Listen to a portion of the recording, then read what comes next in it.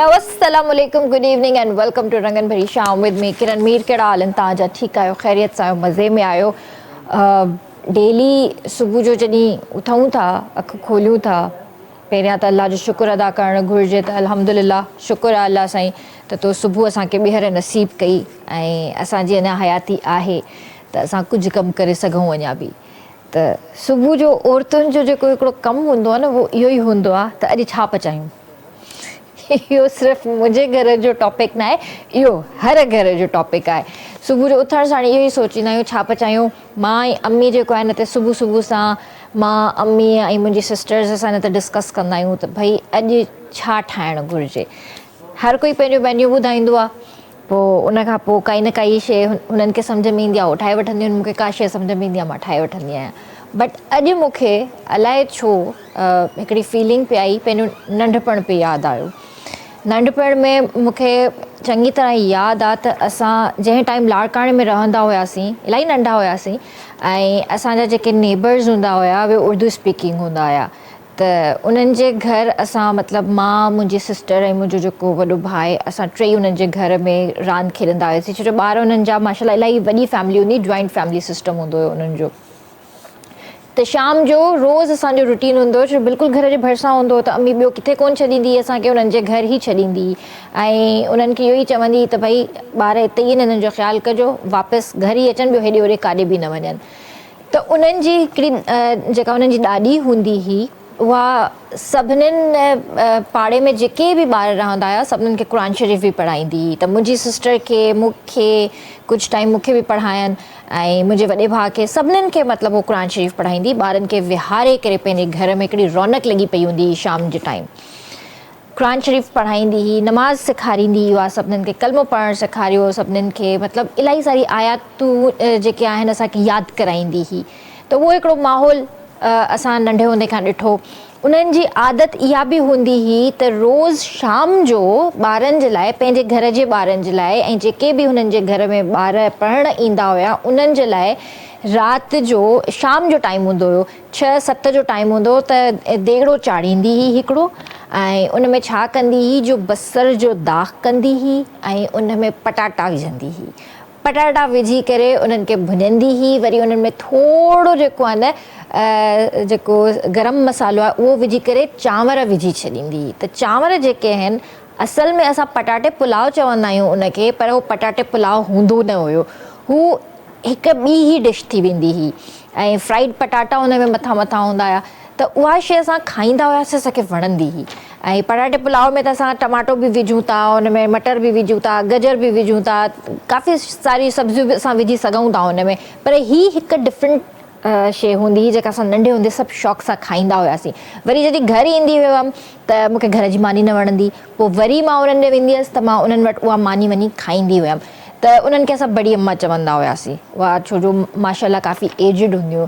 त अॼु मूंखे पहिरियों नंढपण यादि आयो ऐं मां अॼु जेको आहे उहा डिश ठाही, मां खाधी ऐं वाक़ई मूंखे पंहिंजो नंढपण यादि अची वियो। त कॾहिं कॾहिं जेको आहे न पंहिंजे नंढपण खे बि यादि कंदा कयो ऐं सुबुह जो जेको उथण साणी इहो शुक्र अलाह जो कंदा कयो त शुक्र अल्हम्दुलिल्लाह असांखे सुबुह नसीब थी आहे।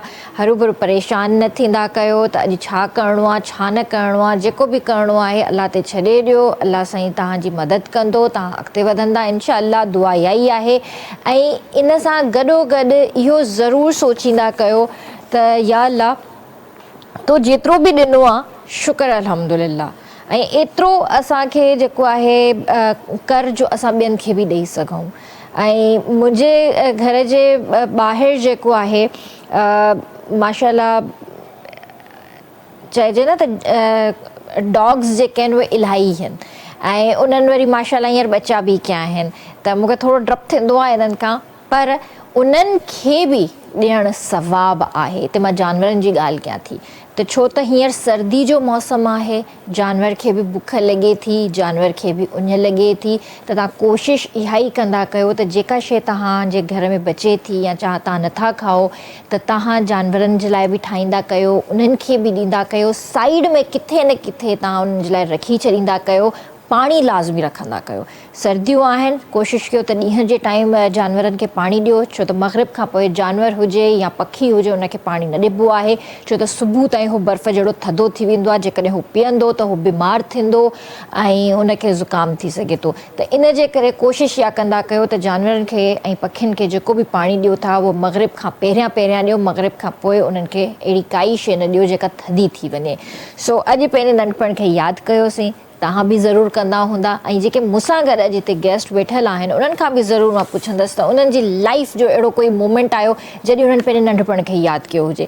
सो गर्मी बि आहे ऐं गर्मी आहिस्ता आहिस्ता हाणे टुटंदी, छो त मां कल्ह ई तव्हांखे ॿुधायो हुयो त हिकिड़ो सर्कुलेशन आहे समुंड जे अंदरि जंहिंजे करे हवा जो सिलसिलो घटिजी वियो आहे, पर इनशाअल्लाह अॼु उहो लास्ट डे आहे। सुभाणे परीहं खां वठी कराची जे मौसम में कुझु बहितरी ईंदी, पर 100% मां नथी चई सघां त सियारो अची वियो आहे या अचण वारो आहे, पर इहा राति जी जेका थधिकार आहे उन में शायदि थोरो वधीक अञा इज़ाफ़ो थिए, पर ॾींहं जो टेम्परेचर अञा बि कुझु एतिरो ई रहंदो।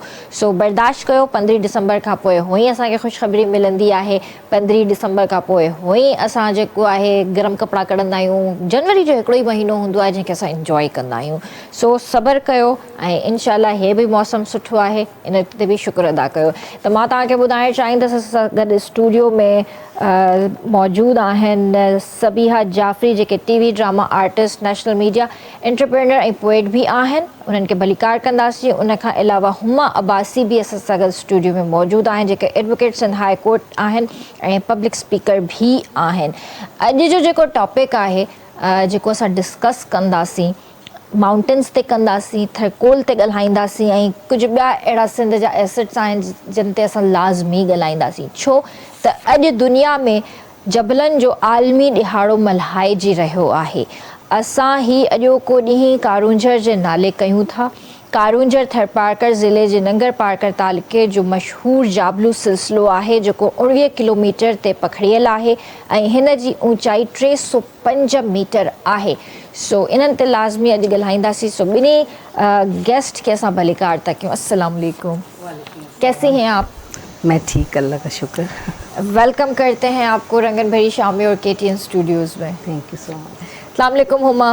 वालेकुम सलाम। कीअं आहियो? ठीकु आहियो? मां बिल्कुलु ठीकु, तव्हां ठीकु आहियो? अल्हम्दुलिल्लाह, मां बि बिल्कुलु ठीकु आहियां। जीअं मां पंहिंजे प्रोग्राम जे स्टार्ट में पंहिंजे नंढपण जी हिकिड़ी ॻाल्हि शेयर कई, त मां हींअर ई तव्हां खां पुछी वठां, वरी पोइ मूंखां विसरी न वञे। तव्हांजी लाइफ में कॾहिं इहो अथव तव्हां पंहिंजे नंढपण खे यादि कयो हुजे, रिवाइव कयो हुजे उन शइ खे? ॾिसो, मां पाण खे अञा ताईं बसि सम्झंदी आहियां त असांजे अंदरि ॿार ज़िंदा हुजणु ज़रूरी आहे। उहो त न हूंदो त तव्हां में जेको हिकिड़ो उत्साह हूंदो आहे मरी वेंदो आहे। ख़ैर नंढपण में जाम कारनामा कया हो, हींअर ताईं कयूं पिया, पर हिकिड़ो कारनामो असां यादि कंदा आहियूं, अक्सर असां खिलंदा आहियूं। मूंखे त यादि न आहे, पर मुंहिंजा पेरेंट्स जी सिबलिंग्स ॻाल्हियूं कंदा आहिनि।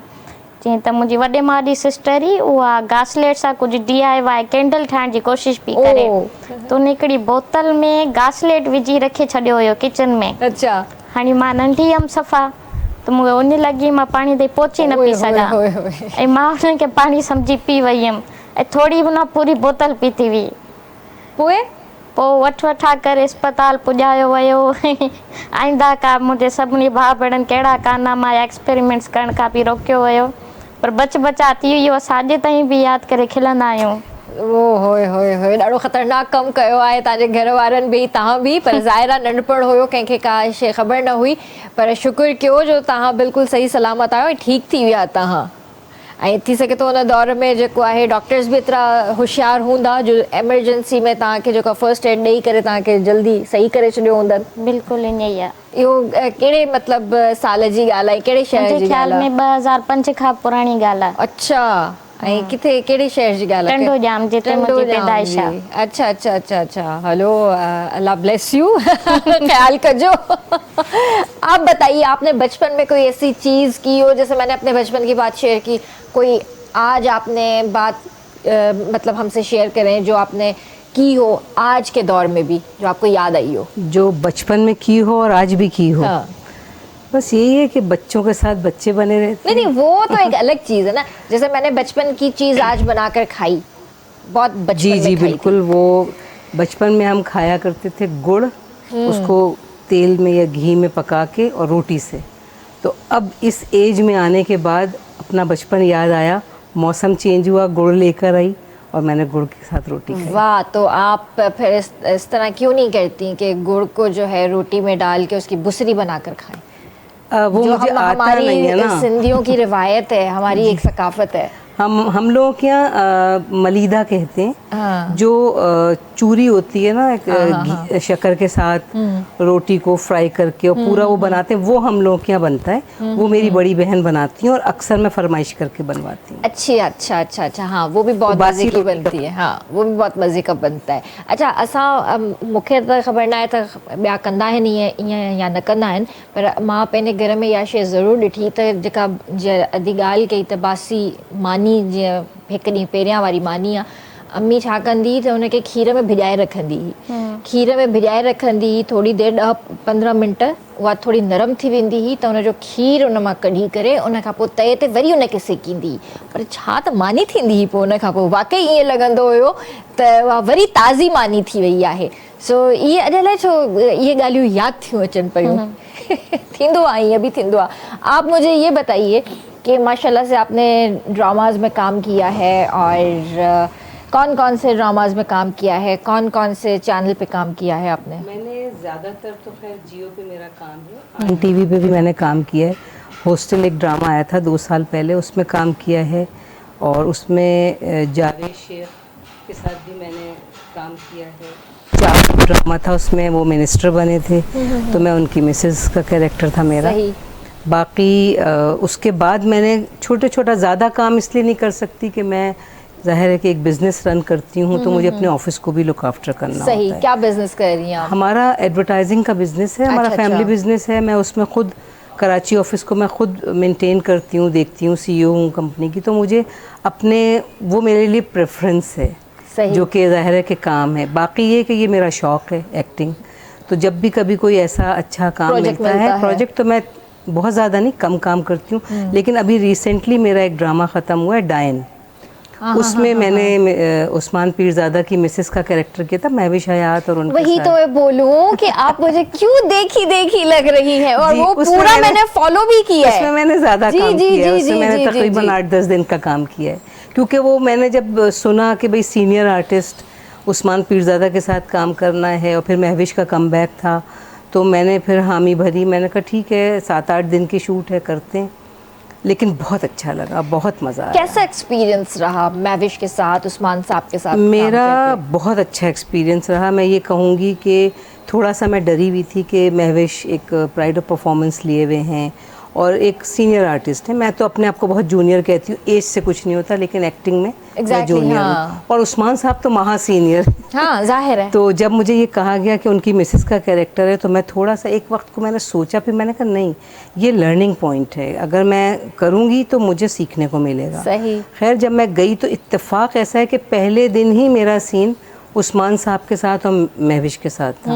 तो मुझे ना एक खौफ था, लेकिन इतना कंफर्ट मुझे दिया है महविश ने भी और उस्मान साहब ने भी, कि उन्होंने बचाए इसके कि वो मुझे एक खौफ होता है ना, वो डर निकालने के लिए, क्योंकि मैं नॉन एक्टर हूँ। उन्होंने कहा, मुझे भी एक वो था कि भाई तुम नॉन एक्टर हो तो पता नहीं एक्टिंग कर सको नहीं कर सको, तो मैंने कहा मुझे ये खौफ था कि आप इतने सीनियर।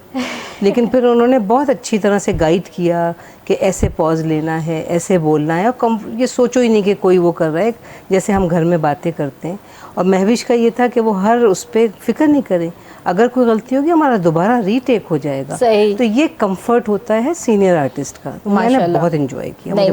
एहसन भी थे उसमें, एहसन ने भी बहुत अच्छा मुझे वो किया, लुक आफ्टर। ज़बरदस्त। आपसे मज़ीद भी बातें करेंगे। हुमा भी असां सां गॾु आहे। हुमा जी अॼु जबलनि जो आलमी ॾिहाड़ो मल्हाइजी रहियो आहे, त इन जे हवाले सां छा चवणु चाहींदव? बिल्कुलु, मां इन ई ॻाल्हि ते सोचे रही हुयमि, ऐं बिल्कुलु तव्हां ज़िक्र बि कयो कारूंझर जो, ऐं उन ते बि कानूनी जंग हली रही आहे, उन बारे में तव्हांखे ज़रूरु मालूमात हूंदी।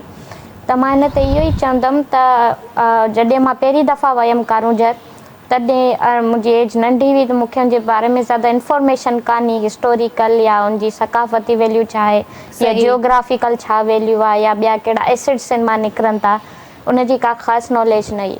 पर मूंखे पहिरीं दफ़ा ॾिसी लॻो मुझे ही पत्थर मूंखे अलॻि थो लॻे, मतिलबु अहिड़ो पत्थर मूं कॾहिं ॾिठो न आहे। मूं पंहिंजी ज़िंदगी में ॾाढो सफ़र कयो आहे ऐं मां सम्झंदी आहियां मां पंहिंजे सफ़र मां सिखियो आहे ऐं जिते मां वेंदी आहियां उनजे बारे में मां मालूमात ज़रूरु वठंदी आहियां। हाणे उन इंसिडेंट खां पोइ मूंखे इहा ॻाल्हि सम्झ में आई आहे त जिते वञिजे उनखां अॻु उनजी पूरी पूरी इंफॉर्मेशन हुजणु घुरिजे।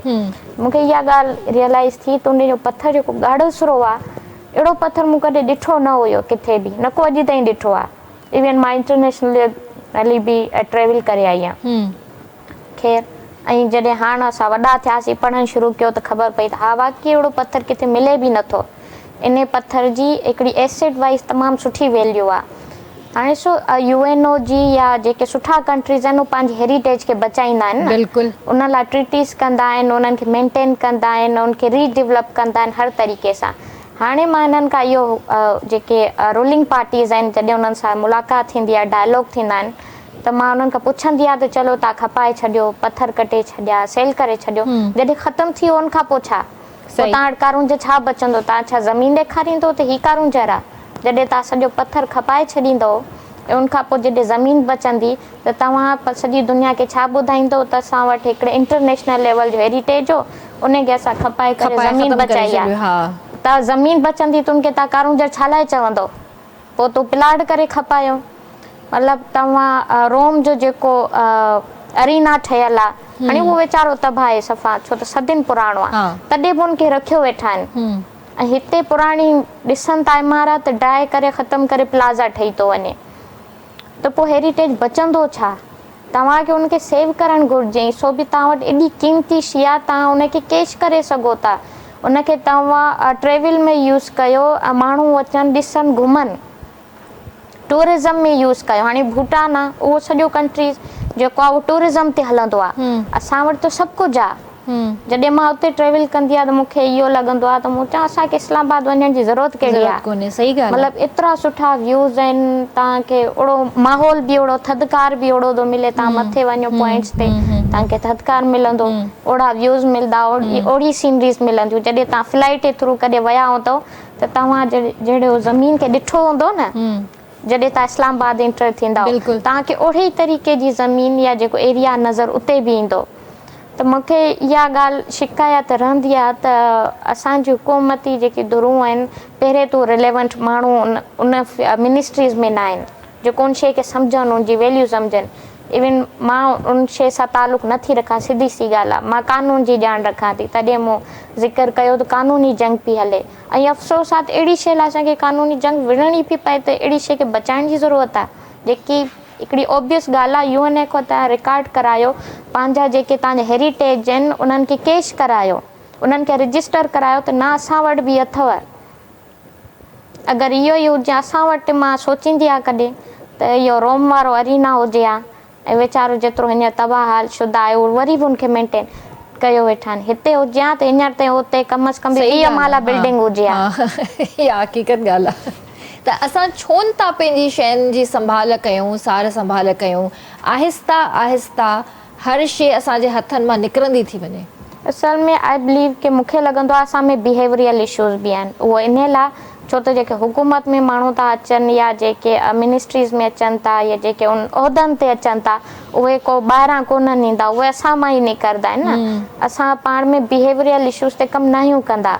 हाणे मिसाली ॻाल्हि आहे, असां हिते कराची में त फ्लैट्स आहिनि या घर बि आहिनि, त असांखे पंहिंजो घरु साफ़ु करणु ज़रूरी लॻंदो आहे, आसपास जी शइ साफ़ु करणु ज़रूरी न लॻंदी आहे। असां उन शइ खे ओन न आहियूं कंदा। त हीअ जेके साइड में असां वटि चबूतरो ठहियलु आहे, धिकी ठहियलु आहे, गली ठहियलु आहे, उहा बि असांजी शइ आहे, छो त असांजे घर जे साम्हूं आहे, असांखे उनजी ओनरशिप खणणी पवंदी। या जिते तव्हां ॾिसो कम्यूनिटीज़ ॾाढियूं एक्टिव हूंदियूं आहिनि, उन्हनि जा पार्क मेंटेन हूंदा आहिनि, रोड मेंटेन हूंदा आहिनि, इवेंट्स थींदा आहिनि, या ॿियो जेके बि त्योहार अचनि था उन्हनि खे उहो संभाल कंदा आहिनि, ओन कंदा आहिनि। ऐं असांजे पंहिंजे ॿारनि खे बि इवन आदतूं मां ॾिसंदी आहियां त अगरि उहे ॿिए कंहिंजे घर में गंद कंदा आहिनि या ॿाहिरि गंद कंदा आहिनि त असांजे पेरेंट्स उनखे सीरियस न आहिनि वठंदा, चवंदा आहिनि त कहिड़ो पंहिंजे घर में थो करे, ऐं पंहिंजे घर में करण खां रोकींदा आहिनि। त इहे बिहेवियरल इशूज़ जेके आहिनि उहे बचपन खां ई असांजे ज़हननि में विधल आहिनि। त हींअर उहा ॻाल्हि त तव्हांजी ठीकु आहे, पर बिहेवियर जेको आहे उहो तमामु घणो मैटर कंदो आहे सोसाइटी जे अंदरि। पर हींअर इहे जेके बि सभु मोतबर शख़्सियतूं आहिनि छा इन्हनि खे वरी सां पढ़ाइणो पवंदो असांखे? न ॾिसो, उन्हनि खे अगरि तव्हां हीअं न बि पढ़ायो, पर हींअर जा जेके ॿार आहिनि उन्हनि खे ज़रूरु पढ़ायो, छो त उहे अॻिते ईंदा। पर एटलीस्ट जेके इहे मोतबर सो कॉल तव्हांजे मोतबर आहिनि, उन्हनि खे कम अज़ कम उन्हनि जी ड्यूटीज़ लाइ बाउंड कयो त तव्हां बाउंड आहियो। केरु कंदो? ॾिसो, जंहिं वटि उहिदा आहिनि, हर शींहं जे मथां शींहं हूंदो आहे, शेर जे मथां सवा शेर हूंदो आहे, हर कंहिंजे मथां नज़र हूंदी आहे। उहे त सुतल आहिनि। नज़र खां बचियल कोई न आहे हिते, सम्झी त विया हूंदो। पर जेके बि मथियूं उहिदा आहिनि या जेके मथे रूलिंग या जेके सुपरवाइज़िंग इदारा या उहिदेदार आहिनि, उन्हनि जो कमु आहे त जेकी ड्यूटीज़ आहिनि, ॾिसो ॿाहिरि तव्हां ॾिसंदो न हिकिड़ो मामूली कॉफ़ी सर्व करण वारो माण्हू बि मामूली सो ईअं सम्झो कमु आहे, माना 2-3 माण्हुनि ताईं कमु आहे हुनजो, तॾहिं बि हुनखे सीरियसली वठंदो आहे। नंढे खां नंढो कमु करण वारो बि पाण खे पंहिंजे नंढे खां नंढे कम खे बि सीरियस वठंदो आहे। इहा शइ किथां थी अचे? तालीम, तरबियत, ऐं उन्हनि खे ख़बर आहे त कानून जी बालादस्ती असां थोरो बि हीअं कयो त पोइ असांखे ॾंडो अची वेंदो, सिधी सी ॻाल्हि आहे। हाणे हिते ई असां वारा जेके माण्हू आहिनि ॿाहिरि वञनि था सिधा आहिनि।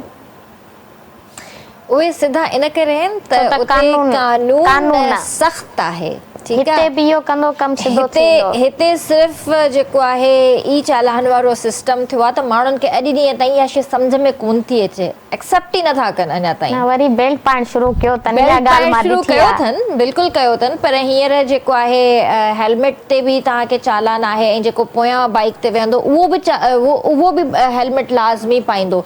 जेकॾहिं उनखे न हूंदो त उन ते बि जेको आहे तव्हांखे चालान आहे। सुठी शइ आहे, पंहिंजी सेफ्टी आहे। केॾा रोड एक्सीडेंट्स थियनि था, रोज़ ट्रामा हॉस्पिटल भरिया पिया हूंदा आहिनि, राति ॾींहं मतिलबु एक्सीडेंट्स थियनि था, अलाह माफ़ करे, केॾियूं इंजरीज़ थी वञनि थियूं, केॾो नुक़सानु थिए थो, कंहिंजी बचत थी वेंदी आहे, कोई ज़िंदगी पंहिंजी विञाए वेहंदो आहे त पोयां उनजी फैमिलीज़ जो केॾो नुक़सानु आहे। त इहा शइ सुठी आहे, कानून अचे थो, नाफ़िज़ थियो आहे, आहिस्ता आहिस्ता इम्प्लीमेंटेशन्स थियनि थियूं, पर अवाम जो छा, अवाम थोरी परेशान थी वई आहे, कंफ्यूज़ थी वई आहे थोरी। ॾिसो, नई शइ जॾहिं बि ईंदी आहे न त उनखे एक्सेप्ट करण में टाइम लॻंदो आहे, उनखे हज़म करण में टाइम लॻंदो आहे। को टाइम हूंदो त छोकिरियूं पढ़ाइण तमामु वॾो मसइलो लॻंदो हुयो, जॾहिं शुरूआति थी हूंदी त उन्हनि बि इहे इशूज़ फेस कया हूंदा न, पोइ आहिस्ता आहिस्ता उन शइ खे रेगुलर करणु शुरू कयो, नॉर्मल करणु शुरू कयो, त हींअर ॾिसो शायदि ई असांखे तमामु घटि जेको रेशो मिलंदो जंहिंमें छोकिरियूं न पढ़ंदियूं हुजनि। हींअर असांजे घर मां हर ॿार पढ़ंदो आहे, असां ॿार सम्झी पढ़ाईंदा आहियूं, छोकिरो छोकिरी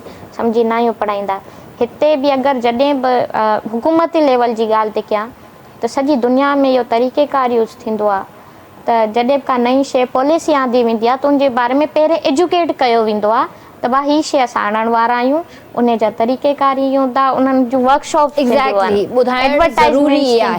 हिते डायरेक्ट ईंदी आहे, एजुकेशन बाद में ईंदी आहे। जेसिताईं माण्हुनि खे सम्झ में अचे उन्हनि जे घर लखो रुपयो चालान पहुची चुको हूंदो। न, पहिरियों चालान माफ़ आहे, पहिरें चालान ते जेको आहे तव्हांखे माफ़ी आहे ऐं वार्निंग बि आहे त ॿीहर जेकॾहिं इहा ग़लती कंदा त पोयों चालान बि लॻी करे डबल ईंदो, ऐं जेकॾहिं तव्हां ॿीहर बि इहा ग़लती कई ऐं तव्हां चालान बि पे न कयो त पोइ त तव्हां सम्झी सघो था त तव्हां सां छा थींदो। सो बिल्कुलु असां रड़ियूं कंदा आहियूं, वाका कंदा आहियूं त कानून कोन्हे, कानून आहे, हर शइ आहे, इम्प्लीमेंटेशन्स थियनि थियूं, आहिस्ता आहिस्ता जेको आहे थियनि थियूं, पर असांखे एक्सेप्ट करण में हाणे टाइम थो लॻे पियो। पोइ हिते वठूं था ब्रेक, ऐं ब्रेक खां पोइ ॻाल्हियुनि खे कंटिन्यू था कयूं।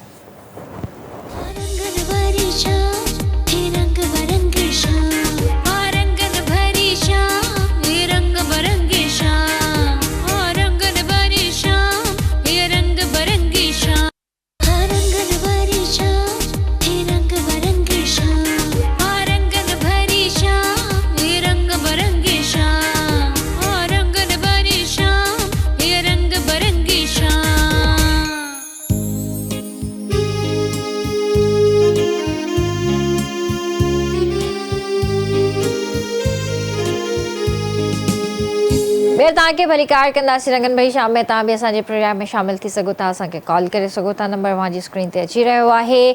ऐं बिल्कुलु जीअं शाम जो टाइम आहे त वाइटल टी बि असां सां गॾु आहे, त वाइटल टी पाकिस्तान में साल जी सभ खां वॾी कंज़्यूमर प्रमोशन खणी आई आहे, ऐं तव्हांजो रोज़ानो वारो हिकु कोप चाहे बि ज़िंदगी बदिलाए सघे थो।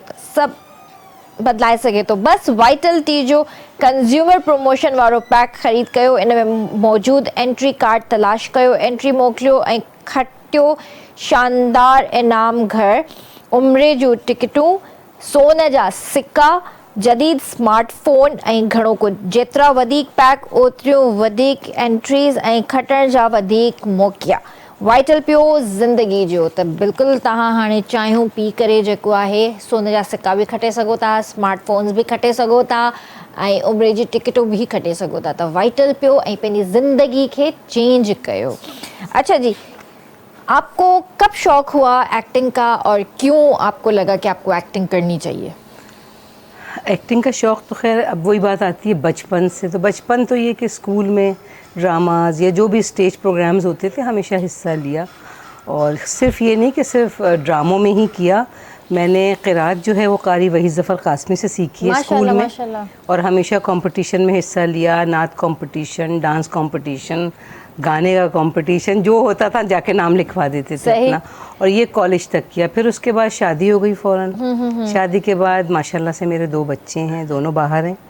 बेटा यूरोप में है, मैरिड है, बेटी USA में है, मैरिड है, उसकी एक बच्ची भी है, नानी भी हूँ मैं। माशाल्लाह माशाल्लाह। तो बस वो जब हस्बैंड की मेरी डेथ हो गई थी तो मैंने फिर सोचा कि अकेले टाइम को किल करने के लिए एक शौक़ तो है ना, तो उसको मैंने बहुत ही आहिस्ता आहिस्ता कि बहुत ही जान पहचान कोई हो, अपॉर्चुनिटीज़ तो हमेशा मिली लेकिन मैंने कभी अवेल नहीं की। जब मैंने सोचा कि अब मुझे थोड़ा सा अपने टाइम को शाम में मैं दे सकती हूँ तो मैंने कहा जस्टिस करना चाहिए किसी भी काम के साथ। फिर मैंने कि ज़िम्मेदारियों से आप जब सुबुकदोश हो जाएं तो फिर आप कोई काम बहुत अच्छी तरह कर सकते हैं। सही। और सॉरी मैं आपके बीच में बात कर रही हूँ, लेकिन आज के दौर में हमने देखा है कि हमारे जितने भी उर्दू मीडिया के ड्रामाज हैं उसके अंदर जो सबसे ख़तरनाक कैरेक्टर्स होते हैं वो मदर्स के या मदर इन लॉ के ही होते हैं। देखिए मैं तो मदर इन लॉ हूँ, मेरा दामाद भी है, मेरी बहू भी है। और माशाल्लाह से मैं अपनी तारीफ़ नहीं करना चाहती, लेकिन मैं चूँकि अपने बच्चों के साथ मैंने पूरा टाइम एक फ्रेंड की तरह गुजारा, तो मैं अपने समझे जो मेरे बच्चे हैं ये बहू और दामाद, इनके साथ भी मेरा बहुत अच्छा है। और फिर सबसे बड़ी चीज़ दूर हैं तो शायद ये वजह है, करीब रहते तो कोई हमसे भी गलती होती शायद, लेकिन चूंकि यहाँ नहीं रहते तो इसलिए शायद एहसास नहीं होता। कभी कभी आते हैं साल में एक दफ़ा तो सर आँखों पे रखे जाते हैं। सही बात है, सही बात है। अच्छा वैसे आपने कोई ऐसा ख़तरनाक किस्म का सास का कैरेक्टर किया है? नहीं अभी तक नहीं। मैं असल में ना मैं हूँ थोड़ा सा गुस्सा मुझे भी आता है, लेकिन मैं मतलब मेरे शायद पर्सनैलिटी ऐसी है नहीं कि मैं उसको कैरी कर सकूं। अच्छा। मैं डांटूंगी, मेरे अपने जो स्टाफ में भी लोग हैं कुछ बहुत डांट देती हूँ, गुस्सा को थोड़ी देर बाद उन्हीं से प्यार कर रही होती हूँ, उन्हीं को खाने मंगा के खिला रही होती। मेरी नेचर ऐसी है, आई एम केयरिंग नेचर। तो वो बहुत ज़्यादा उसकी वजह से ना मुझे ऐसा कैरेक्टर, एक दफ़ा उन्होंने मुझे टेस्ट लिया, मेरा ऑडिशन लिया, बुलाया कि वो मुझे बुरी तरह से ना अपनी बहू को सुनानी थी, मुझसे नहीं बोला गया। शायद इसलिए कि मेरे नेचर ऐसी नहीं है। बट आपकी पर्सनालिटी को देखकर तो वाह फंबलिंग देखकर लगता है कि यार मतलब एक प्राउडी एक वो आपकी नेचर होगी। ये तो खैर जो लोग मेरे साथ रहते हैं वो बता सकते हैं कि मैं प्राउड हूँ। मैं प्राउड नहीं हूँ, आई एम कॉन्फिडेंट। मतलब ये है कि मुझे अगर मैं कोई काम करूँगी तो बहुत जिम्मेदारी से, बहुत कॉन्फिडेंस से। कॉन्फिडेंस जो होता है ना वो आपकी पर्सनैलिटी में नज़र आता है। अगर आपके अंदर कॉन्फिडेंस नहीं है आप कोई काम नहीं कर सकते, चाहे वो आपके ऑफिस हो, घर हो। मैं कहती हूँ अपना रिश्ता भी नहीं निभा सकते विदाउट कॉन्फिडेंस। तो मेरे अंदर हर काम करने का ना कॉन्फिडेंस। सही। अपने लिए कैसा टाइम निकालती हैं? वो एक अपने मी टाइम। मी टाइम जो मेरा है वो जिम। मैं जिम जाती हूँ, शाम का टाइम होता है, आधा घंटा 45 मिनट मेरा वो अपना होता है। और अगर जिम ना जाऊँ तो बाइसिकल चलाती हूँ। अरे वाह। और थोड़ा बहुत जो है वक्त शेर व शायरी में गुजारती हूँ, मुझे शौक़ है। अच्छा, लिखने तो मैंने कुछ शायरी वगैरह की है, किताब भी मेरी बन गई है, छप गई है। अब उसको लॉन्च करूंगी, दूसरी किताब की भी तैयारी तकरीबन मुकम्मल। माशाल्लाह।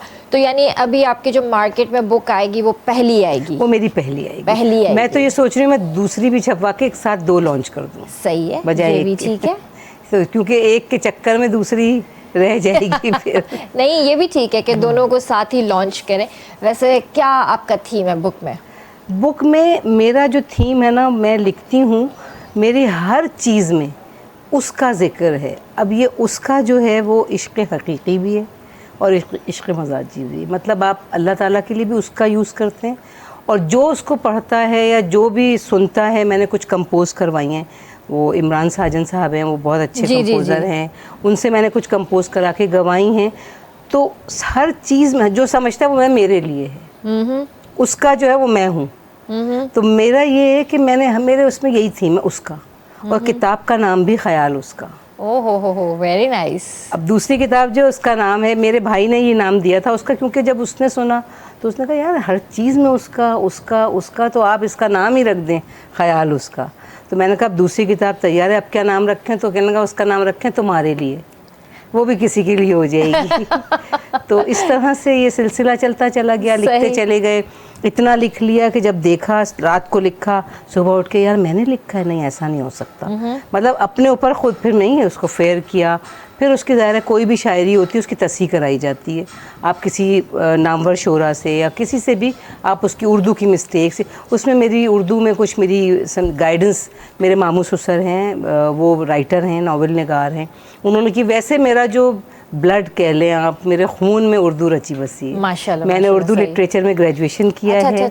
और मेरी पूरी फैमिली में टीचिंग, मेरी अम्मी टीचर थी, मेरी फुप्पी AR खातून नावल निगार। तो इस तरह से मैं, और मतलब लिखने लिखाने के उससे मेरा बहुत ज़्यादा, तो मुझे खुद भी वो शौक है। हाँ, ये कह ले अदबी खानदान। माशाल्लाह माशाल्लाह। तो कुछ आप हमें अपनी पोइट्री भी सुनाइए।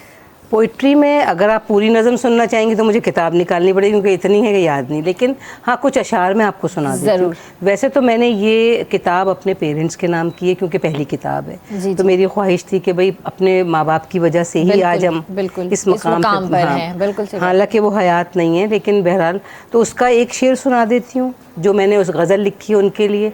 बाकी मैं आपको एक दो अपने और सुना ज़रूर। तो पेरेंट्स के लिए जो मैंने लिखी है उसमें माँ ज़ाहिर है सबसे पहला जो एक कुर्ब का एक वो होता है रिश्ता, वो माँ का होता है ना बच्चे के लिए, दरसगाह भी है वो। जी। तो मैंने उसमें लिखा है, लोरियाँ देती हुई छाँव कहाँ मिलती है, लोरियाँ देती हुई छाँव कहाँ मिलती है, माँ की आगोश कोई ढूंढ के ला दे मुझको। ये तो मैंने पेरेंट्स के लिए लिखा है।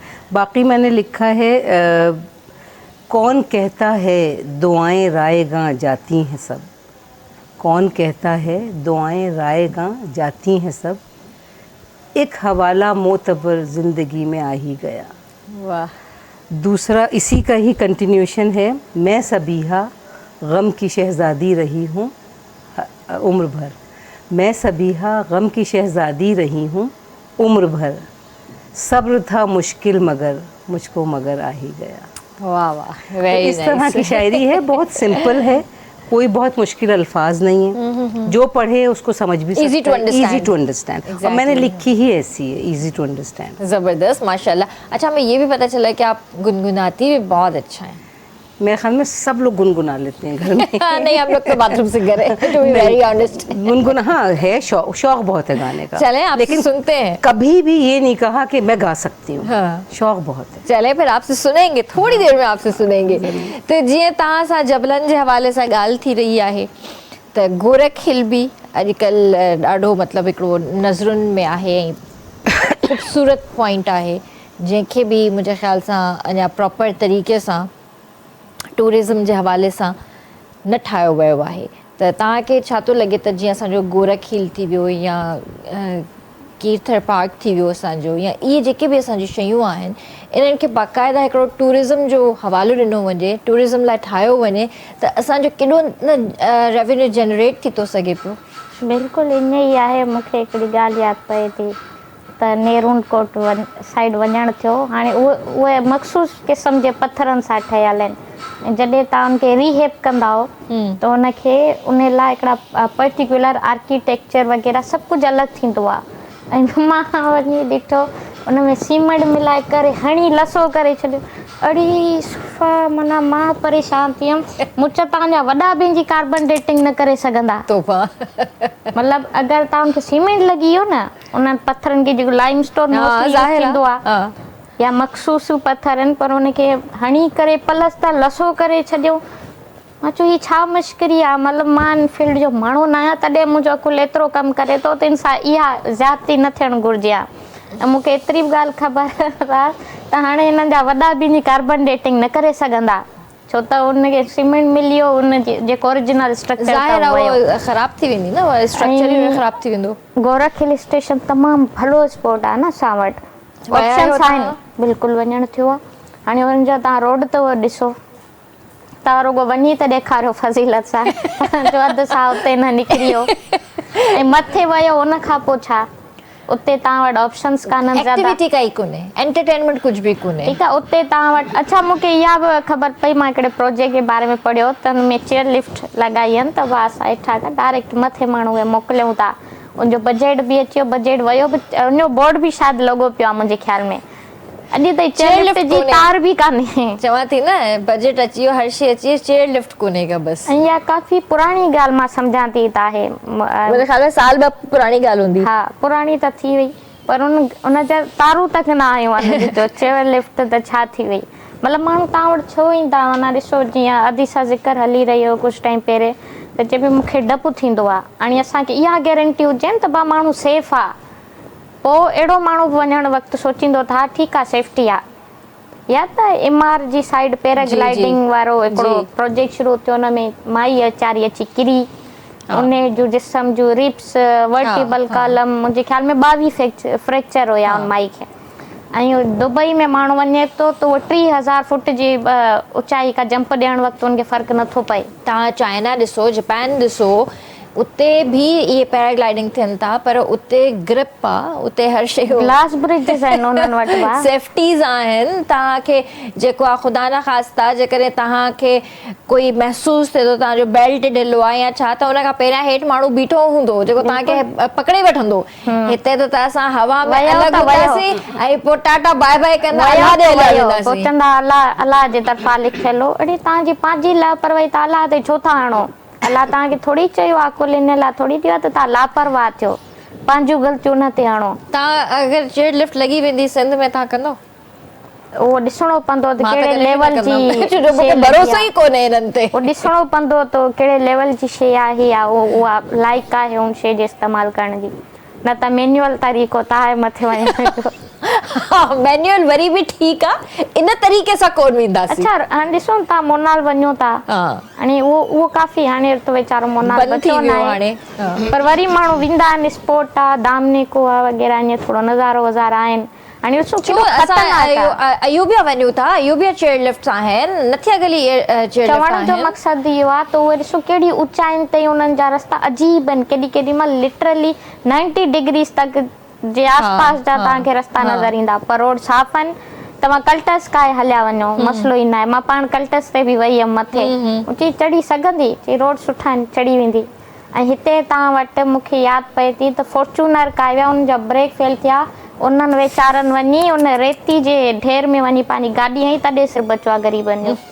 ऐं मुंहिंजा पंहिंजा दोस्त आहे जे असां ईअं सिर बचायो आहे। ॾिसो फॉर्चूनर जहिड़ी गाॾी जंहिंजो ठहियल ई अहिड़नि शयुनि लाइ आहे, 4x4 जेके हलंदियूं आहिनि अहिड़नि रोडनि ते, त उहे बि गाॾी मथे नथी चढ़ी सघे।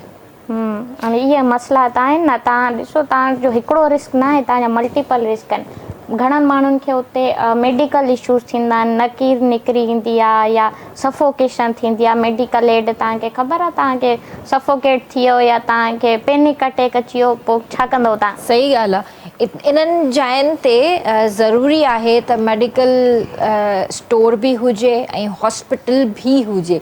हॉस्पिटल अगरि प्रॉपर न आहे त घटि में घटि कोई अहिड़ो डॉक्टर उते हुजे, जेका क्लिनिक हुजे जंहिंमें फर्स्ट एड तव्हांखे ॾिनी वञे, छो जो इलाही माण्हुनि खे साह जी तकलीफ़ थींदी आहे, मथे ऊचाई ते वञण खां पोइ उन्हनि खे सफोकेशन थींदी आहे।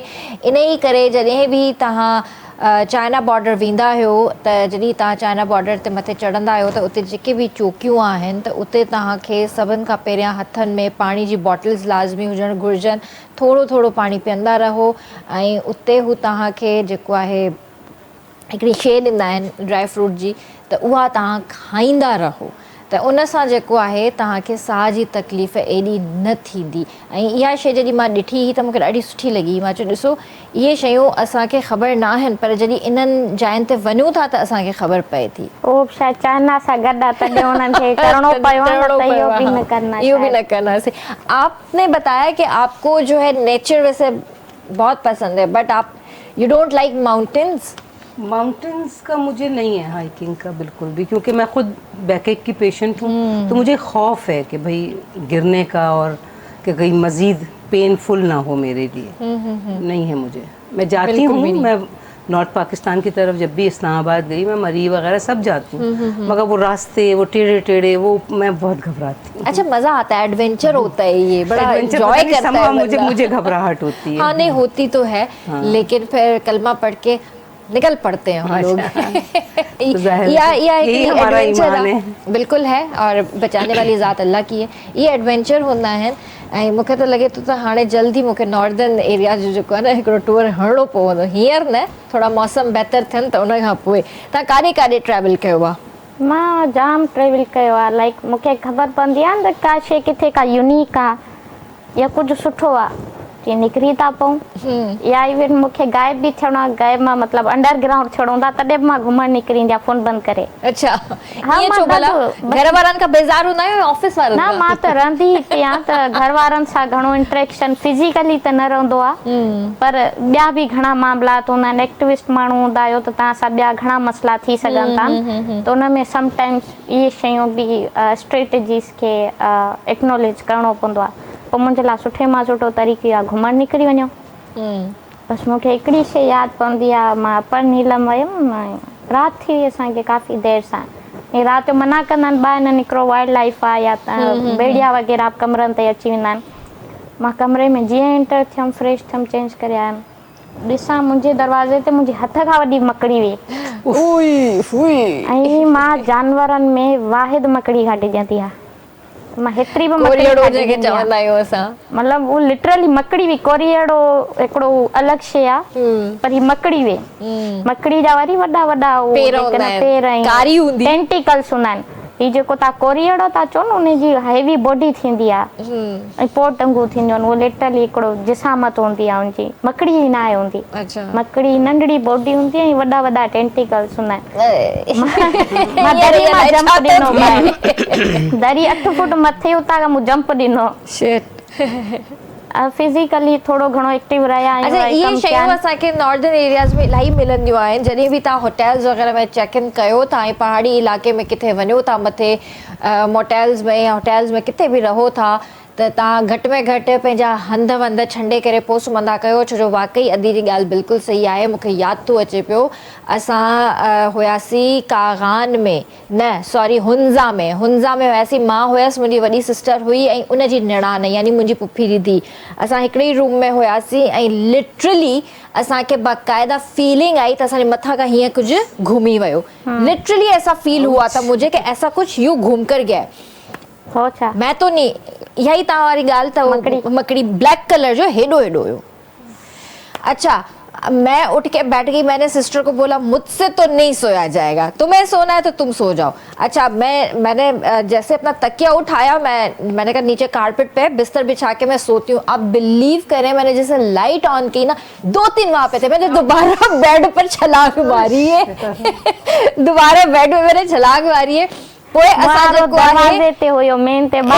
इंतज़ामिया खे असां कॉल कई आहे, उहे कमरे में आया आहिनि, उन्हनि असांखे कमरे मां कढियो आहे, उन्हनि स्प्रे कई आहे। उन्हनि चयो तव्हां कुझु बि न कयो आहे, तव्हां टपा बि न खाओ, तव्हां सिर्फ़ु दरवाज़े इहो दरी खोले छॾियो आहे, हलिया वञनि। भाई असांजे माइंड में त इहो आहे न त चक हणंदा आहिनि, ज़हरीला हूंदा आहिनि। भले न बि हुजनि, पर ॾिसो हिकिड़ो फोबिया आहे, जीअं हाइट या एग्रोफोबिया, एक्वाफोबिया, जाम फोबियाज़ आहिनि। हिकिड़ो टेंटिकल्स वारो जेको तव्हांजो हिकिड़ो इहो मेडिकली वाकई आहे। मां नई शइ पढ़ी, मूंखे वॾी हैरानी थी त माण्हुनि खे फोबिया थींदो आहे डिघा टेंटिकल्स ॾिसी करे।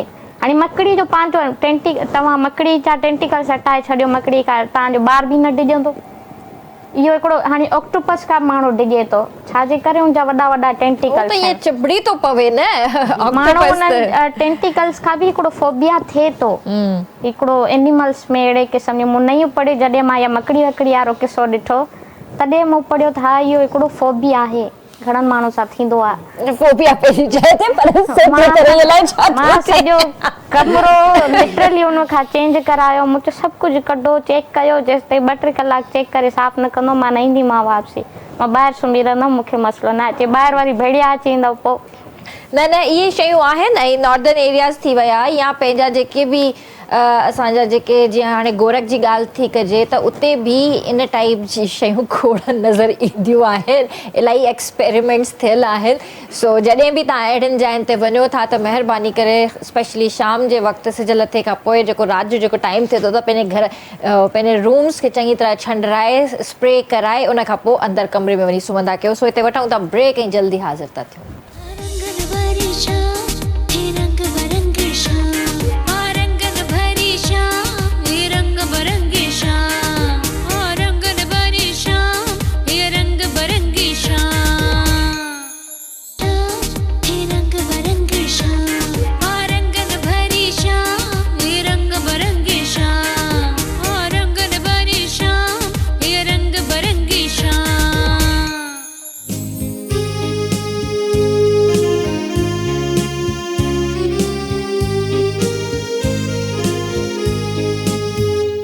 के भलीकार कंदासीं रंगन भरी शाम में।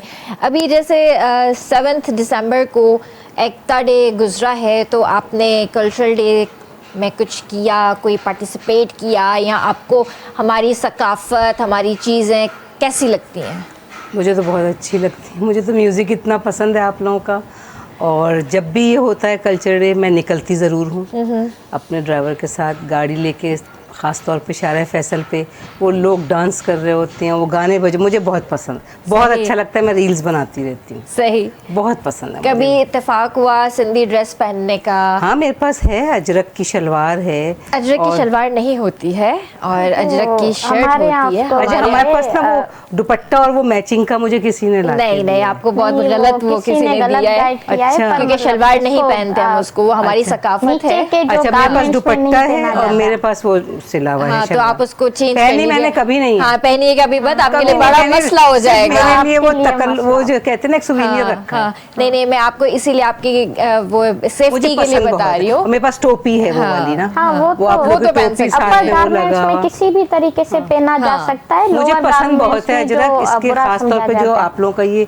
रेड कलर है ना, ये जो इसका ओरिजिनल कलर है, ब्लू में भी देखी है मैंने बहुत कुछ, लेकिन अब तो बहुत डिफरेंट कलर्स में आ रही है। लेकिन इसकी ये अलग ब्यूटी है, इसकी खूबसूरती अलग है। अजरक तो मुझे बहुत पसंद है, मेरा प्लान है कि मैं ऐसा कोट बनवाऊंगी शायद। जरूर जरूर बनवाइए, बिल्कुल पहनिए, हाँ। बिल्कुल पहनिए। आप लोग की ज़बान मुझे इतनी अच्छी लगती, समझ में नहीं आता, थोड़ा थोड़ा जो आप लोग बात कर रहे थे तो कहीं कहीं जो ऐसे वर्ड्स आ रहे थे जो ईजी थे और इंग्लिश मिक्स थे, तो मुझे समझ में आ रहा था आप लोग किस टॉपिक पे बात कर, अदरवाइज मुझे समझ में नहीं आ रही। ना मुझे पंजाबी समझ में आती है ना सिंधी, क्योंकि मैं प्योर उर्दू स्पीकिंग हूँ, तो मुझे सिर्फ उर्दू ही आती है और इंग्लिश तो आप सिंध में रहती हैं तो फिर आपको सिंधी सीखनी चाहिए। बस कभी असल में लैंग्वेज सीखने के लिए आपको उस माहौल में रहना होता है। अगर आपको वैसे लोग मिले, वो माहौल मिले, तो शायद आप सीख लें। मैं शायद इसलिए नहीं सीख सकी कि मैं उन लोगों में नहीं रही। सही, हम उर्दू ही लोगों में रहे तो वही हमें ये भी फर्क पड़ता है। बहुत सारे इदारे हैं जो कि सिंधी के क्लासेस चलाते, लाइक ज़ेबिस सिंध अभ्यास एकेडमी चलाता है, वो वीकली क्लासेस देते। बहुत सारे लोग, बड़े बड़े प्रोफेसर्स, सीनियर लोग आते हैं सीखने के लिए। सिंध लैंग्वेज अथॉरिटी है, बहुत खूबसूरत लैंग्वेज है आप लोगों की, बहुत मीठी ज़बान है। मैं इसको कहती हूँ मीठी ज़बान है। और म्यूजिक तो खैर आप लोगों का बहुत ही मज़ेदार है। अच्छा, मां हिकिड़ी ॻाल्हि करणु ज़रूरी सम्झंदमि, उर्दू में क्या मैडम भी ॻाल्हि सम्झी सघे। असल में हिंद और सिंध की बात की जाती थी ना, कि जो दरिया हिंद के साथ, जो दरिया सिंध के साथ रहते थे। अब सिंधी सिर्फ उसको नहीं कह सकते कि जो लोग सिंधी बोलते हैं या बाय नेटिव सिंधी हैं, जो लोग दरियाए सिंध के साथ रहते थे, इंडस के साथ, उन सबको सिंधी कहा जाता था। जो दरियाए हिंद की पट्टी के साथ रहते थे उनको हिंदू कहा जाता था। लाजिम नहीं कि वो हिंदू धर्म के थे तब। तो अगर वो आप बार बार मेंशन कर रही थी कि आप लोगों की ज़बान, आप लोगों का कल्चर, जो भी सिंध में रहता है वो सिंधी फोन करना पड़ेगा। मैं खुद यहीं कराची में पैदा हुई हूँ और इस कराची में ही रहती हूँ इस उम्र तक, तो मुझे तो, मैं वाकई कराची से बड़ी मोहब्बत करती हूँ अपनी।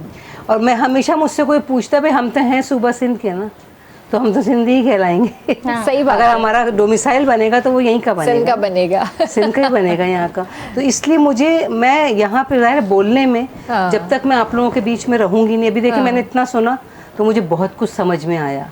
शायद मुझे ये मौका कभी और मिले तो आप मैं बोलना हमारे भी शुरू साथ कर साथ दूं। रहें तो इंशाल्लाह आपको समझ आ कोशिश जारी जाएगी। कोशिश जारी रहेगी। कोशिश जारी मैं आपका रहेगी। प्रोग्राम देखना शुरू कर दूंगी, जरूर, ताकि जरूर मुझे देखिएगा। लैंग्वेज थोड़ी और एआई समझ। आपको बहुत अच्छे से गाइड कर सकता है। मैंने बहुत सारे लोगों को एआई के थ्रू भी सिंधी अच्छा, सिखाई समझ है। में हाँ, थोड़ी थोड़ी आ हाँ, जाती या है, भी बोलने सिखा की रही थी हिम्मत मां नहीं जाम होती। सिखा रिया, हाँ। जाम जणन खे सिखा बोलने रिया। की हिम्मत नहीं होती, क्योंकि जाहिर है कि लैंग्वेज में अगर आप गलत बोलेंगे तो मीनिंग गलत हो जाएंगे। हाँ, ये तो भी होता सुनने- है। समझने की है लेकिन आप थोड़ी बोले उसके साथ जो आपको सिखा भी सके हाँ, और आपको बिल्कुल, गाइड कर बिल्कुल सके कि सही आप बात। प्रॉपर वर्ड आप प्रोनाउंसिएशन का होता है बिल्कुल पूरा। प्रोनाउंसिएशन सही हाँ, होना चाहिए। बिल्कुल सही होना चाहिए। तव्हां छा कयो कल्चर डे ते?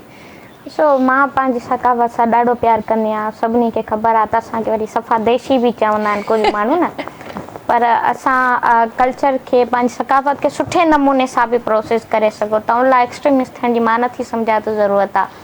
ऐं उन लाइ सुठो तरीक़ो, सभिनी खां सुठो तरीक़ो जेको पंहिंजी सकाफ़त जो आहे त तव्हां उनखे वेयर कयो, पायो।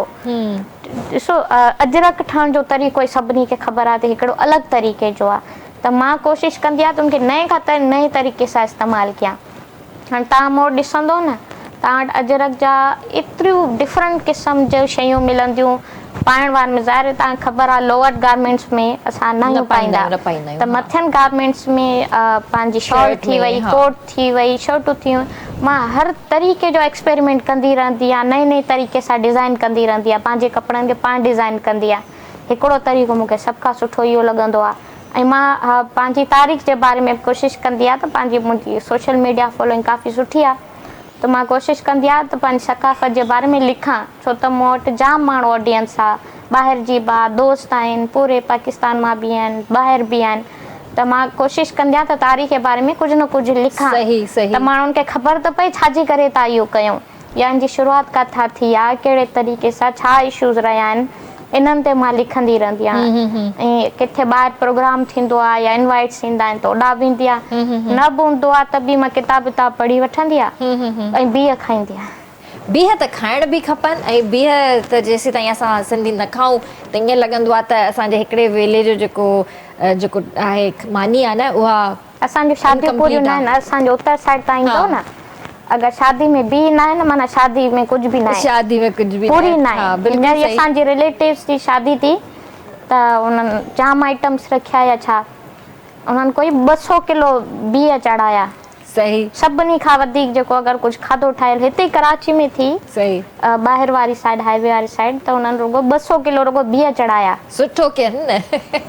बीह पालक त उहे बि वणंदा आहिनि। न न, उहो देगी बीह देगी जेके बीह, थींदा हाँ, आहिनि हाँ, हाँ। मसाले वारा, उहे उन बि सां सुठा बोर्ची थींदा घुराईंदा आहिनि। आहियूं। हा, उहे त सुठा थींदा आहिनि, पर असां वरी बीह पालक वधीक खाईंदा आहियूं। उहो बोड़ में खाईंदा हाँ। आहियूं, पर जेको असल बीह ठाहिण जो तरीक़ो आहे, या उहो त मसाले में, देगी हाँ, बीह हाँ। आहे, या आलू सां गॾु तव्हां ठाहींदो, या खटा बीह ठाहींदा। खटा बीह त ॾाढा सुठा थींदा आहिनि, ॾाढा सुठा। मतिलबु अॼु तव्हांखे खाइणो पाण पवंदो। खे कुकिंग ईंदी आहे, तव्हां कंदा आहियो? ज़ाहिर आहे, माना जेको खाइणु पसंदि करे थो उनखे ठाहिण भई इख़्लाक़ी फूडी तौर आहियो न, अचणु घुरिजे। मतिलबु जाम फूडी आहियो। न, मां ज़्यादा खाई न सघंदी आहे, मतलब मूंसां घणा हेल्थ इश्यूज़ आहिनि, पर ट्राई सभु कुझु कंदी आहियां। ट्राई सब कुछ कर। आप फूडी हैं?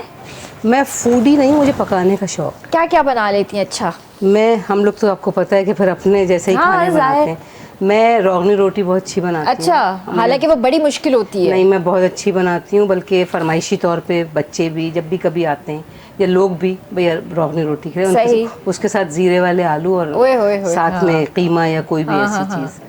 और मैं चिकन कढ़ाई बहुत अच्छी बनाती हूँ। सही। मैं मटर पुलाव बहुत अच्छा फिर हम कब बनाती हूँ। खाने आए? आप कभी भी आ जाए, एनी टाइम, क्योंकि मुझे शौक बहुत है। सही। अच्छा, जो पकाता है ना उसको खाने का इतना नहीं होता, उसको Exactly. खिलाने का होता है। अच्छा, खाना बनाते हैं ना हम तो पेट भर जाता है थोड़ी देर जी, के लिए। जी, मेरे जी। साथ तो यही चीज़ होती मेरा है, भी शायद यही उसकी है। खुशबू खां जेको आहे न पेट भरिजी वेंदो आहे, उन वक़्तु मानी खाइण ते दिलि न चवंदो आहे। जॾहिं सभिनीनि खे मानी सर्व करे थाम वामनि मां वांदा थी करे, उसके बाद फिर भूख लगना हाँ, फिर शुरू जब होती सब है। कुछ सिमट जाता है, हाँ, फिर उसके बाद फिर भूख नहीं, लगना ये है, शुरू हो अब जाती मेरा है। ये होता है कि मैं टमाटर की चटनी बहुत अच्छी बनाती हूँ। अच्छा, अच्छा। सबको बहुत पसंद है वो, खास तौर पे मटर पुलाव के साथ। हाँ, हाँ, हाँ, तो मुझे खाना पकाने का बहुत शौक है, बहुत ज़्यादा शौक है। मतलब लोग कहते हैं रोटी रोटी कौन, मैंने रोटी बनाने का हर तरह की रोटी पराठा, लच्छा पराठा, हम लोग स्क्वायर पराठा खाते जी जी तो जी हम जी भी स्क्वायर खाते पर हैं सब सभी। बनाती हूँ। वो हमारे घर में भी बनता ट्रायंगल है। भी ठाहींदा हाँ हाँ ट्रायंगल भी ठहंदा हुआ नंढे होंदे पचाईंदी देखिए, समोसा खाने के माने। लिए मैं हमेशा ये कहूंगी किसी को भी, कोई भी फीमेल हो या मेल भी, खाना अगर आप दिल से पकाएंगे ना उसका टेस्ट होगा। हाँ ये तो हकीकत अगर है। आपने खाने को बस फुलफिल करने के लिए खाना पकाना है, रूटीन में आप बना तो लिया, पका लिया, हाँ। जैसे मासियाँ बनाती हाँ। हैं उसमें टेस्ट नहीं होता। आप खाना दिल से बनाएं, आप दाल पकाएं, वही बहुत मज़े की होगी। तो मैं बहुत शौक़ से बनाती हूँ, कोई भी चीज़ बनाऊंगी प्रॉपर, मतलब बहुत मुझे शौक़ है खाना पकाने में। अच्छा दाल में वरी जेको सभिनीनि खां वधीक जेको मूंखे टेस्ट वणंदो आहे न वो बसर जो ऐं थूम जो मूंखे वधीक वणंदो आहे। जेसीं ताईं तव्हां हुनजो प्रॉपर तड़को नथा हणो तेसीं ताईं दाल जो जायको कोन थो देखिए, मिले। बिल्कुल बिल्कुल, असली घी का ऐसे तड़का लगाया। असली घी का तड़का भी बड़ा अच्छा होता है, ये भी आपने बात अच्छी जी। की कि देसी घी जो भी तड़को हुन में सुठो लॻंदो आहे। वरी हुन में जेको आहे असां कड़ी पत्तो भी विझंदा आहियूं, जी जी जीरो भी बिल्कुल, विझंदा आहियूं। कड़ी पत्ता, जो लहसुन होता है उसको हाँ, काट के हाँ। पूरा एक प्रॉपर अगर तड़का लगाओ बहुत मजे की बनती है दाल। और दाल वरी जेके न मिक्स करे जेकरे सब ठाहे सब जी, मिक्स जी, करके बनाए तो बिल्कुल। फिर उसमें और ज्यादा वो मजा क्योटी, आता हम है। लोग क्या कहते हैं क्योटी दाल, क्योटी दाल। 5-6 दालें मिला के जो सही, बनाते सही, हैं। सही। वरना मैं 2 दालें मिला के बनाती हूँ, मसूर और मूंग की, बहुत अलग टेस्ट की। हाँ वो तो बहुत अच्छी ही बनती है। तो तव्हां वटि डेली या हिक न ॿिए ॾींहुं दाल पचंदी आहे घर में? मुंहिंजे जेको असली घर आहे जिते मुंहिंजो पूरो कुटुंब रहे थो उते त वॾी फैमिली आहे त रोज़ माना कुझु न कुझु त हूंदो ई हूंदो आहे। हिक न ॿिए ॾींहुं त दाल हूंदी हूंदी दाल थोरा सा ज़रूरी सिंधियुनि आहे, जे घर में मतलब न हिक न ॿिए ॾींहुं दाल शौक़ हूंदी हूंदी आहे। शौक़ मानी हुजे हाँ, हाँ, ऐं माना दाल वाल जॾहिं मां वेंदी आहियां असां वटि डुक बि ठहंदी आहे सिंधीअ में, दाल पालक उनखे मिलाए करे डुक बहुत ठाराईंदा मज़े की आहियूं। होती है हाँ हाँ हाँ हाँ हाँ। हिकिड़ो हूंदो आहे साबित ठहंदो आहे भाॼी, ॿी ठहंदी आहे डुक, उहो घटि माण्हुनि खे ख़बर आहे जेके सफ़ा देसी आहिनि या इहा असां वटि ठहंदी आहे या ॻोठनि खां, उहो हिते बि ठाराईंदी। मां जॾहिं बि ईंदी आहे न उहा ज़रूरु शइ ठाराईंदी आहे। माना मां हरू भरू फरमाइश कंदी आहे छा चांवर ऐं डुक ठाहे ॾियो मूंखे। सही। तव्हां खाई ॾिसो तव्हांखे ॿी का शइ वणी वञे थी, इहा ॻाल्हि आहे। हाँ न न हर शइ जो पंहिंजो टेस्ट आहे, हर शइ जो पंहिंजो मज़ो आहे। सो त बस दाल एंजॉय हर शइ करो। सां हलंदी आहे। दाल त हली वेंदी आहे, हर शइ सां हली हमारे वेंदी यहाँ आहे। का हमारी डिश है कोफ्ते। मुझे नहीं आते बनाने, मुझे अच्छा। कोफ्ते बहुत पसंद है लेकिन कभी कोशिश नहीं की। अच्छा क्योंकि मुझसे टूट जाता है। हाँ, मैंने वो एक टूट दो वो दफा मेरा भी ट्राई यही है किए, ना। मैं मुझसे टूट जाते हैं, मैं नहीं बनाती, मैं अम्मी को बोलती हूँ कि मैं अपनी बनाएं। बहन से कहती हूँ मैं बना के जब बनाए तो दूँ। सही तो मेरी बहनें कभी बनाती हैं तो मेरे लिए ज़रूर, सही, वरना सही। मुझे नहीं है। ठीक ठीक ठीक ठीक। चलिए आपसे जाते जाते जो गाना तो जरूर सुनना पसंद करेंगे। गाना हम सुनना पसंद करेंगी? कुछ क्या तो सुनाए, थोड़ा सा तो 2-4 एंटरटेन करें लाइनें मैं आप। आपको सुना जरूर देती हूँ। जरूर। देखें मुझे पंजाबी आती नहीं है लेकिन चूंकि वो गाना मुझे पसंद बहुत है और मैडम नूरजहां का गाना है, जिनको गाने की हिम्मत करना जो है ना वही बहुत बड़ा कमाल है। तो मैं ये कोशिश करती हूँ, जरूर जरूर। कोई गलती हो तो माफ़ कर दीजिएगा। नहीं नहीं बिल्कुल बिल्कुल। हाय हाय जदों होल जे लेंदे मेरा नाम, जदों होल जे लेंदे मेरा नाम, मैं था मर जानिया वे, मैं था मर जानिया। हाय हाय जदों होल जे लेंदे मेरा नाम। वाह वाह वाह, इससे ज़्यादा Very हिम्मत nice। नहीं है। नहीं नहीं अच्छा अच्छा परफॉर्म किया। वैसे फैमिली गैदरिंग्स में तो आप गाती हो? हाँ फैमिली गैदरिंग होती है तो वो तो खैर शादी ब्याह हो और हम लोग सब हाँ। कजन्स बैठते हैं तो बहुत इंजॉय बहुत करते हैं। चले माशाल्लाह ज़बरदस्त, ये तो बहुत अच्छी बात है। हाँ तव्हां खां बि कुझु न कुझु ॿुधंदासीं। हाँ, मुंहिंजे गले ऑपरेशन थियल आहे, मुंहिंजे लाइ ॻाल्हाइण बि वॾो मसइलो हूंदो आहे। हाँ ये तो ॻाइण न त कयो, परे जी ॻाल्हि थी वेठी। ईअं न कयो, ईअं न मां कयो। सीरियस आहे, मूंखे कैंसर हुई गले में हिकिड़ी रेयर क़िस्म जी, उन लाइ मुंहिंजी तमामु वॾी सर्जरी थियल आहे। मां मुसल मूंखे खाइण ॻाल्हाइण ऐं साह खणण में काफ़ी इशू थींदा आहिनि। नंढा हूंदा हुआसीं शाह जो ॿिए ताईं वायूं ॻाईंदा हुआसीं इवेंट्स वग़ैरह में, नात पढ़ंदा हुआसीं। जॾहिं इन खां पोइ वरी पुठियां पेरनि 2-3। सीरियस में? मुंहिंजे ख़्याल में असां इन ते ज़िक्र करे चुका आहियूं। न न आई डोंट थिंक त असां हिन ते ॻाल्हायो बिल्कुलु आहे, असां मुंहिंजे ख़्याल में असांजो मल्टीपल शोज़ गॾु थी चुका आहिनि। हा बिल्कुलु तॾहिं बि तव्हां मूंसां का फरमाइश कई हुई, मूंखे यादि पवे थो। अच्छा मुंहिंजी मेमोरी ॾाढी सुठी आहे। आई डोंट रिमेंबर ऐं मतलब सॉरी मूंखे या अगर ज़हन में हुजे त मां तव्हांखे बिल्कुल भी न न को मसलो न आहे, पर असां नंढा हूंदा हुआसीं शाह जा बेत जाम ॻाईंदा हुआसीं। मूंखे ज़बान यादि हूंदा, पूरा पूरा बेत वायूं अॼु बि काफ़ी कुझु यादि आहे, पर माना तॾहिं असां वरी जाम हिकिड़ो प्रॉपर हलो सेलिब्रेट कंदासीं। कुझु शेर ई ॿुधाए छॾियो, कुझु यादि हुजे त। साईं शाह साईं जो मां हिकिड़ो शेर आहे, उहो अक्सर ज़िक्र कंदी आहे। तूं साईं तूं सुभान तोखे चारो नाहे चवण जो, वाह। वसंदड़ शेर वीरान करी वरी वसाई पाण। जे कंहिंखे दाम न बख़्शी दमड़ी, कंहिंखे माया बख़्शी मण, कंहिंखे ॿेत न बख़्शी ॿकरी, कंहिंखे दाता बख़्शी धण, कंहिंखे पाली पिंगनि में कंहिंखां पिहाई पाण, तव्हां हूं ताहिन तियूं लाहूं लंग लतीफ़ चए। वाह, सुभान अल्लाह, वेरी नाइस, ज़बरदस्त ज़बरदस्त। सो ॾाढो सुठो लॻो हुमा, तव्हां अॼु आयो, तव्हां सां हिकिड़ी डिफरेंट अॼु कचहरी थी आहे, कोर्ट कचहरियुनि खां हटी करे तव्हां सां अॼु अलॻि हिकिड़ी कचहरी कई आहे, ऐं अल्लाह ब्लेस यू। ऐं जॾहिं बि ईंदा आहियो सुठो लॻंदो आहे तव्हां सां कचहरी करे। Thank you so much. Last में कोई मैसेज ॾियणु चाहींदो? बिल्कुलु, मां हिकिड़ी लाइन अक्सर चवंदी आहियां त पंहिंजी ज़िंदगी खे आसान कयो।